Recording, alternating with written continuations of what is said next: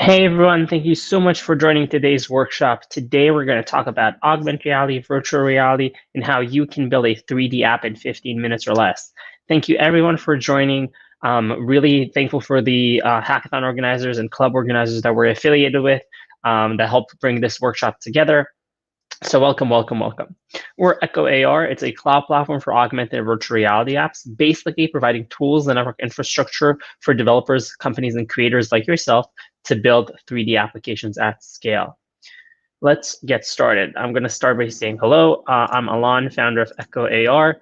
We're a New York-based company. I did a master's of computer science at Columbia University, specializing in AR, VR, and computer graphics, and my undergrad in computer science and electrical engineering. So a certified nerd and a big believer in the AR, VR space. Now, before we start, let's level set these terms a little bit. I'm going to use them a lot: augmented reality, virtual reality. So let's define them together to understand what they mean. So virtual reality, or VR, is when everything around you is digital. You're fully immersed in a 3D environment, and everything you see is a computer-generated image, or CGI, that is being projected into your eyes through some kind of headset that occludes what you're seeing. You're controlling the world through your hands or some kind of controller. As opposed to augmented reality, or AR, in which you still see the real world, that world is being overlaid with CGI, basically injecting digital content into the real world. You're looking at the world through some optical see-through, like a headset or some kind of glasses, or a camera see-through, like a phone or a tablet.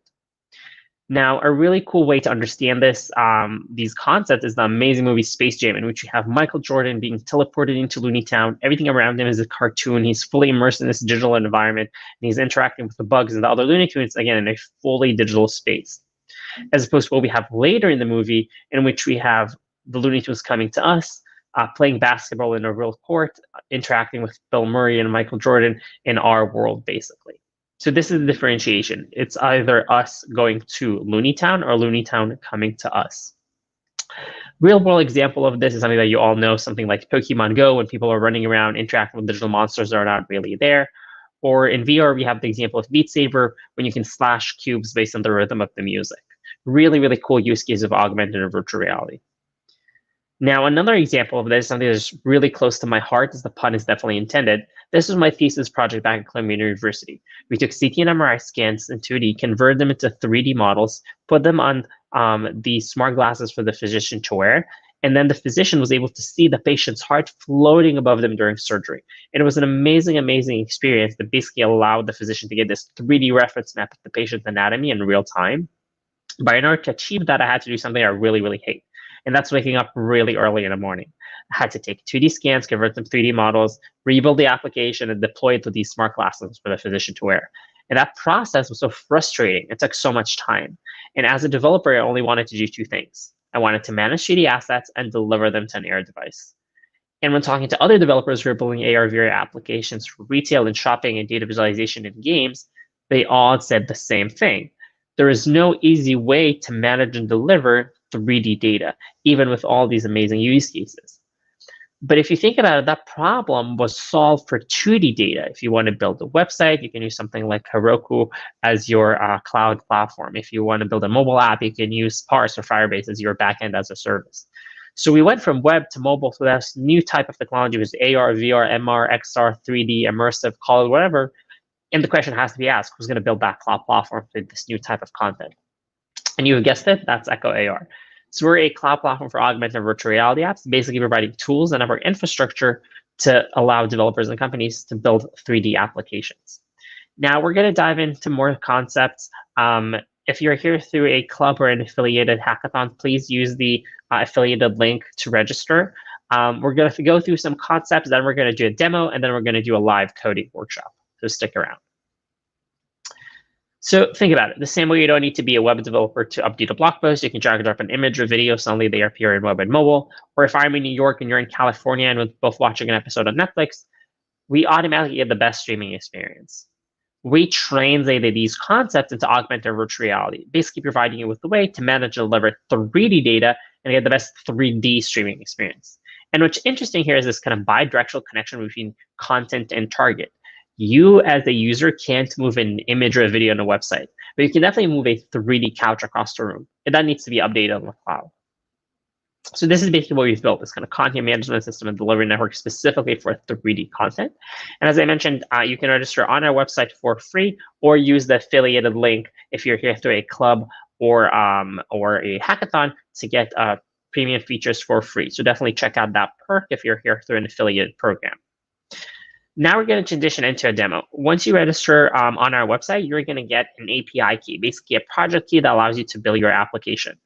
Once you have that, and let me kind of transition my screen, you'll get your API key. This is mine, and you'll be able to access the console. On the left, you're seeing the console, and on the right, you're just seeing my phone. So I'm going to start with something super, super simple. I'm going to add some content to the cloud. So here you can add files like images, videos, 3D models, or you can use some of the sample apps that we provide right here, or even use our kind of search engine right here to basically look for free 3D models that you can use. But I'm going to start with something simple. I'm going to upload this Empire State Building. It's the same 3D file that you're going to use for 3D printing. We take that file, put it on our cloud, convert, compress, and analyze it so it will work in augmented reality. Once that's done, you can see that it's now in the console. It's right here. We saw that the original file is OBJ. Our cloud automatically converted that to other file formats. But now that we have it here, we can open a sample app, for example, that we have here on our downloads page. There's a sample app for Android or iOS. Super, super easy. All you have to do is just open that app, plug in your API key. So let's do that. Data will stream from the cloud to the device. The app itself is just a camera. There's nothing here. The camera instantiated, you're seeing a look of my apartment. And there you go. The Empire State is right here. I can walk around, walk inside. Super, super simple. How cool is that? But now let's say I want to change the content. So what can I do? Instead of rebuilding the application or doing anything technical, I'm going to go back to the console right here, delete the previous entry, upload something else, and it will automatically update in the app and across all platforms out there. So let's see how that works. So I'm going to upload some other building. Same process occurs. We're taking that 3D file, converting and compressing it so it will work anywhere in any platform. Once that's done, opening the exact same app that, again, you can download in the download menu. Let's plug in the key. Again, data streams from the cloud to the device. The app itself is super, super small. Again, it's just a camera. Camera recognizes the floor. And there you go. Suddenly inside of the Empire State, we have this building. How cool was that? But now what if I told you that you can actually see this building in your phone right now? So as I mentioned, we support many different platforms, many different cameras. So what we just saw was a mobile app, but we also support web integration. So you don't have to install anything. For example, we work with a company in the art space that they wanted to people randomly walk into an art gallery, see 3D files around them without installing anything. No worries. You click this button right here, which exposes a QR code. You can scan this QR code with your phone right now. If you're watching this live, that should work. Basically, just open your camera, point at the QR code, it redirects you to a website. You don't have to install anything. Most cameras in the iOS and Android have like a built-in QR code scanner, so you can just put your phone in front of it. Then we see this web page opening. We see that building. I can click See in AR. Camera instantiates, again, without installing anything. Similar to what we have earlier, camera recognizes the floor, and there we go. We're seeing the same building, but now through a web. How cool is that? So test it out, try around, play around with it a little bit. And all you have to do, again, is just to kind of scan this QR code. Perfect.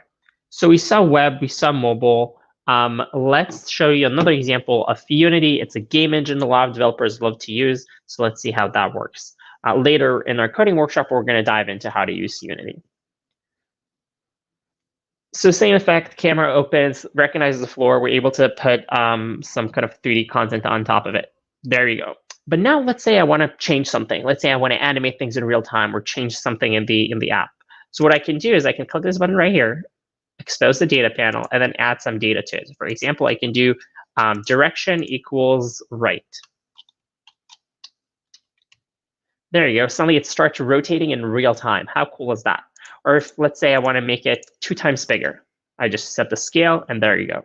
Super, super easy to kind of push changes in real time to your application. So we saw web, we saw mobile, we saw Unity. Let's show another things that we can do with the console. So what we saw so far is everything that, all the demos that we saw so far are based on surface detection. The camera kind of recognizes the floor or some kind of table or chair and overlays data on top of that. Another technology that we support is image recognition. The camera recognizes an image and overlay digital content on top of that. So let's see how that works.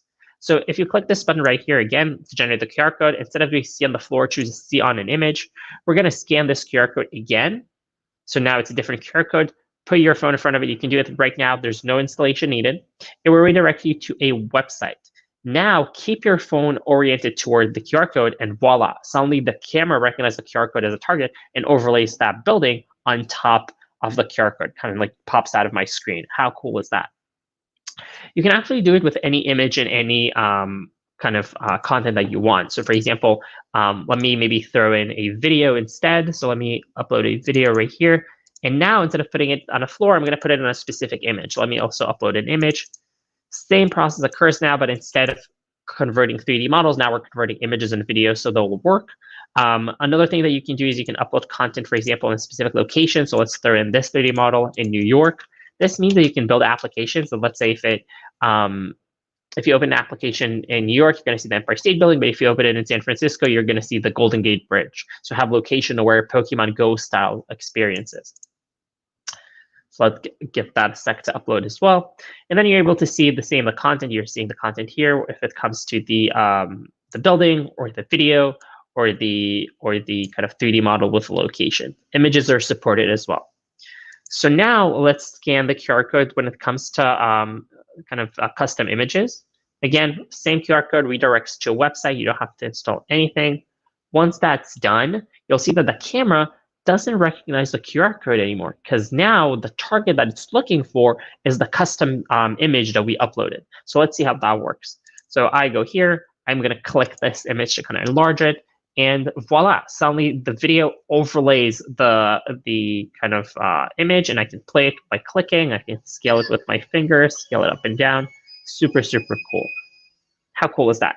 This image could be anything you want. It could be your business card. It could be a magazine. And people, when they scan it, they'll see a video of you talking or an advertisement. Perfect. So we saw how you can upload videos, how you can upload 3D models, images. Let's explore the console a little more and then transition into a coding workshop. So we already saw the downloads page. This is where you can download the sample apps and our various SDKs. You can switch a theme, which is cool. I like the dark theme. You can also click the help menu, which is really, really crucial. You have a link to our documentation, which is literally a step-by-step guide of everything I showed you so far. So you can literally kind of show you how to get the API key and how to access the console and how to add 3D models, all with really, really easy GIFs that you can kind of explore. Also shows you how to share content. So I'm going to share that link right here in the chat, so you can kind of feel free and kind of read through the documentation.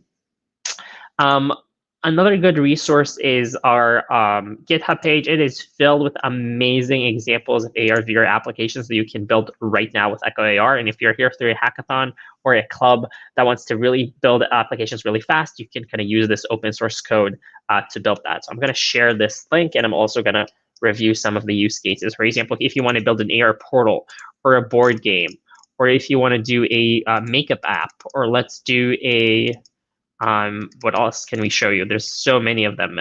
Use cases that are vary for art and data visualization in games. Let's do the election one. Let's do the living room one. Look how many cool examples we have here for you to use. Let's do the face change and solar system, COVID-19. Yeah, let's review a few of these together. So check this out. You can build a portal to a different world using echoAR and Unity.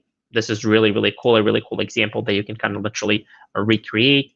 Here's another really cool example of a board game that you can build in augmented reality, play with your friends.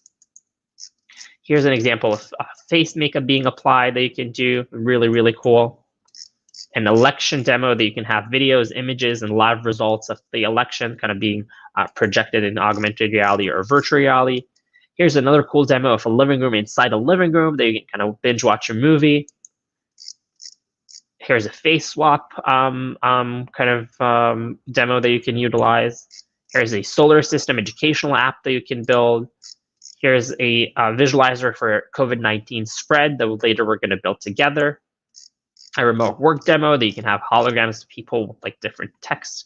So many really cool use cases. Here's another example that uses image recognition, kind of bringing images to life. So definitely check it out through our kind of GitHub page. It's really, really an important resource. Another important resource is our Slack channel. If you have any questions for our support team, please click this button right here to join our Slack and ask questions in the support channel. I'll stick around there after the workshop to answer any questions if anyone has any. You can also reach out through email or tweet to us. Oh, thanks for the great reaction in the chat, everyone. Love it. So let's continue exploring the console. You can also share 3D models. So basically, kind of the same way you would do with the QR code. You can kind of scan. You'll automatically get this short link to the 3D model that you can share on social media, share with your friends, send it to them, and they'll automatically be able to see your content in augmented reality. Other things that you can do is you can obviously kind of manage data. We saw that earlier. So you can manage data per 3D model, but you can also kind of manage data across your entire application. For example, we're with the company that built a scavenger hunt murder mystery game, and they had different 3D models associated with different scenes, but they also had data that kind of works across the entire application. The subscription page is really powerful. It shows you how much bandwidth, storage, and API calls you're making, and allows you to kind of upgrade your plan really, really easily. Again, if you're here through an affiliated program, you're going to get one of the paid tiers for free, so definitely check out that perk. The location page is really cool, shows you distribution of content. Remember, we added that Fox in New York. You can monitor the servers that are supporting your application and the kind of distribution of content. The security page is really cool. If you're working as a team, you can add people to your project, so they'll be able to kind of contribute and manage the same content as you do. Insights is a really powerful page, shows you how your content is being used. You can see, for example, we kind of use the apartment building, so we see a spike in usage. You can monitor user engagement and how your kind of project is doing. In users, you can see the distribution of users around the world, where are your users coming from, how they're kind of interacting with your content.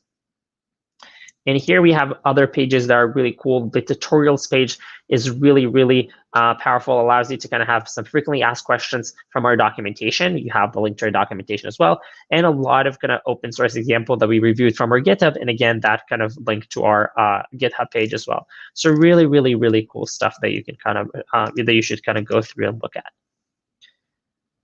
The inspiration page is a really awesome page. It has a lot of use cases and an amazing, amazing use cases about augmented and virtual reality, an application that people build using echoAR, like the art installation that I mentioned or the murder mystery game. So many really amazing projects, like the project that we did for Verizon 5G around streaming AR. Really, really cool stuff around space and medicine and surgery and advertising and games and shopping and even there you go, we have some projects that people recently submitted around COVID-19, projects that use surface detection, image recognition, really amazing stuff. Go through this page to get inspired, but you can build like this mass visualizer right here. Really, really cool stuff. And if you build something with echoAR, let us know and we'll feature you on this page as well. It's a really, really cool way to engage the community that, again, is also available on our Slack channel to kind of talk to people and see what the other people are building, how they can help. Perfect. So let's recap a little bit and then transition into a coding demo. So now we saw how you can upload content, how you can manage content, how you can use 3D models, how you can use videos, how you can use images. Now let's do a kind of transition into a coding demo using Unity. So you can download our Unity SDK right here. It's a file that you can integrate into Unity, which you can download for free as well. So this is Unity. It's a game engine that a lot of developers love to use. It's free to use, and you can download that. And after that, download our SDK and get that in. What you're seeing right now is kind of the Unity default view. We have an empty scene right here. It just has the echoAR SDK. I'm going to click this game object right here, and I'm going to plug in my API key to the game engine. So all I did is just plug in the API key. I'm going to press play. Data will start streaming from the cloud to the game engine, similar to what we had earlier, that the data kind of streamed from the cloud to the phone. And voila, all our content is automatically here. So I'm going to delete the video because it's kind of playing in my ear. But we see the building and we see the video of the fox. Check out how I just deleted the kind of video from the console automatically and disappeared from the game engine. We see that the building is still rotating as we had before. Maybe also let's move the fox a little bit because it's occluded by the building. There we go. So how cool is that? Like all the data is right here. When I stop Unity from playing, everything disappeared. So basically, remember that you're kind of bringing content from the cloud. Nothing actually persists on memory, which means that your apps that you're going to build will be super, super small because the assets are not preloaded in the build. But when I replay Unity, kind of replay the application, data again will stream from the cloud to the game engine. But check this out. The building is still rotating. The Fox is 10 feet away. So what we have here is what we call a stateful content management system, basically remembering the state of your application and saving it to the cloud. But now what happens if I want to do any modifications? So let's kind of delete this building right here, and let's put the Fox stack in the middle. So what's cool about echoAR is that every 3D file, even this Arctic Fox right here, has a custom behavior script attached to it. It's a C# script in Unity format, so we have it right here. And it basically allows you to add any feature that you want through coding. So if you know C#, that's perfect, but any other object-oriented language is good as well. So let's review it together. So in a Unity script, you have two main functions that are really important. The start function, evident by its name, happens when you start the application, and the update function that happens every single frame. Remember, you're coding in 3D now. That means that there's like a video rendering, there's a scene being rendered, and this function kind of happens every single frame. It's like a while true loop or a kind of infinite for loop that always kind of runs in the background. Because of that, you need to make sure that this kind of function is well optimized, and remember your CS fundamentals. If this function hangs or gets stuck, your entire application will hang or get stuck. So let's see what we have here in the start function. So we're adding some script to the game object that will handle the remote transformations. And then we have this useful snippet of code that says, do I have any additional data? If so, do I have any additional data called name? And if that's the case, set the name of the object to that name. So let's see how that works in practice. So if I set the name to the Fox, we already know how to add data. This is free text. We can add whatever we want. Let's call the Fox Kevin. I'm going to press play. Data will stream from the cloud to the game engine. And voila, now we have Kevin, the Fox, right here. How cool is that? A simple feature, obviously, but a way to show that you can throw in any data and parse it any way you want in the script. This means that you can remotely control if flows, enable, disable features, really limited only by your imagination. Now, if I change the name to something else, nothing happens. Why is that? Because that snippet of code only happens in the start function. So if I restart the application, we'll see that data again will stream from the cloud to the game engine, and now we have Sam the Fox. But what happens if I want this to happen every single frame and happen basically in real time? So you've guessed it. So we're going to move this snippet of code from the start function to the update function. This means that now every single time we're going to ask, do I have any additional data? If I do I have a name? And if that's the case, set that name to the name of the Fox. So let's see how that works. Restart the application to kind of recompile the code. Data is changed from the cloud to the game engine, and voila, now we have Sam the Fox. If I change to something else, bam, automatically it's Kevin. How cool is that? So again, really simple examples to show that you can use data however you like and change that remotely. Now let's transition to a more complicated example. I'm going to delete the Fox right here, and I'm going to upload kind of my own content from my computer. So let's see that. We're going to recreate the COVID example that I showed you earlier. So I'm going to throw in a 3D file now. And I'm going to also attach a CSV, some kind of an Excel file that has all these kind of keys and values already pre-attached. When you do that, echoAR will automatically parse these data points and will attach them to the content that you're uploading. So it's a really kind of cool way to add data without manually kind of typing it in. So let's upload that. While that's happening, I'm going to kind of swap the custom behavior script under the hood, and we're going to review it together. So let's replace the custom behavior script and go back. Perfect. So now the custom behavior script is much more interesting. We have an array of continents. We have some kind of dictionary, a data structure. The start function looks exactly the same, but look how interesting the update function looks now. It has so much more depth. So we're asking, do I have any additional data? If so, do I have the data point of scale? If that's the case, parse that into a number. Then iterate over all continents. If I have an entry that matches the name of the continent, parse that as a number for the number of COVID cases in that continent. Then if you have a graph, set the size of the graph to that kind of number of cases. And if not, create a graph by creating a cylinder, give it a color, give it a name, give it a location, add some text to it. And if you don't have any data points, just delete the graph. So let's see how that works in practice. So we already have the Earth kind of spinning right here. We see all the data that we had earlier kind of already attached to the 3D file. And now let's press play. Data again streams from the cloud to the game engine, and voila, how cool is that? We have the Earth spinning, we have all these auto-generated graphs based on data, and now we can kind of have this kind of AR, VR application specific here on Code Visualizer.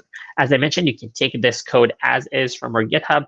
It's totally open source. You can play around with it, recreate your own application if you want to. I think it's a really good exercise to kind of expand on this and kind of create your own application with this.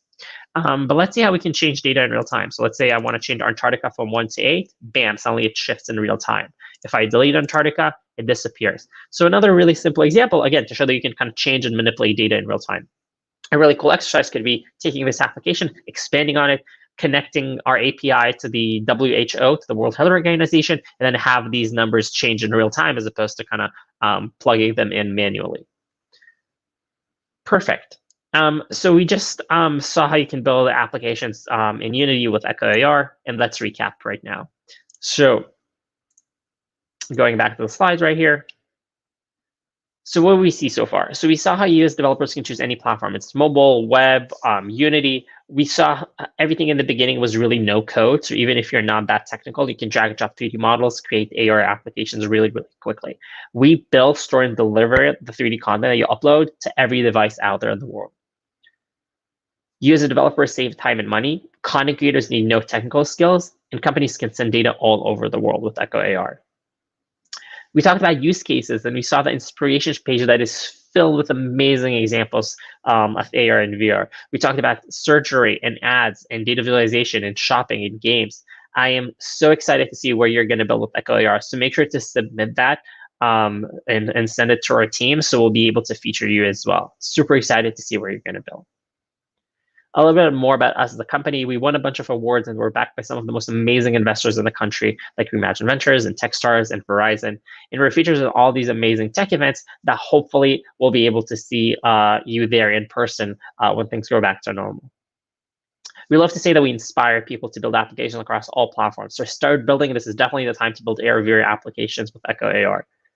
Make sure to register today on our website or use the affiliate link that you get from an affiliated program. Thank you so much for being in this workshop. Really, really appreciate everyone's time. Hope you've learned a lot. I definitely enjoyed it. Thank you so much. Feel free to reach out. Stay safe, healthy, and sane during these weird times, and start building applications. This is the time to build. Thank you so much, everyone. Have a good one.